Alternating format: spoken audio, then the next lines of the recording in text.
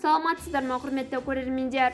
Ең соңғы жаңалықтарды алғашқылардың қатарында білгіңіз келсе, бейне астындағы лайк және подписациядан барын басып, біздің арнамызға жазылуды ұмытпаңыз. Лайк басқан қолдарыңыз Кабатулланың қабырғаларын ұстасын. Теміртау қаласында зейнеткер дәмханада түстетіп отырғанда белгісіз біреу оның ақшасы мен банк картасын ұрлап кеткен. Полиция қызының хабарлауынша, Теміртау қалалық полиция басқармасына қарасты Шығыс полиция бөлімі мен криминалдық полиция қызметкерлері 72 жастағы қала тұрғынының ақшасы мен картасын ұрлаған күдіктіні көп кешікпей ұстады. Ол 44 жастағы азамат болып шықты.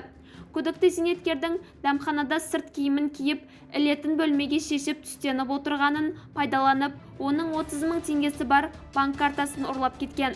Банк картасында 23 мың теңге болған. Күдікті қылмысын мойындады.